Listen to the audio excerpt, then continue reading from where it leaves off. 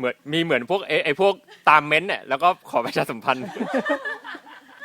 เหมือนอะไรนะ งดฝากร้านค่ะ ฝากร้าน เดี๋ยวบ้างว่าฝากร้านที่แบบกำลังคนกำลังขึ้นไงแบบเฮ้ยเนี่ยทำไมทำอย่างนี้วะอย่างเงี้ยแล้วเม้นมา เท่มากเลยตะ ตัวบ้าง พี่บอยอยู่ข้างหลังเนี่ย หรือไม่ก็แบบงานพิเศษรายได้ดี อะไรอย่างเงี้ย ตู่และเซนเขากำลังด่ากันเมามัน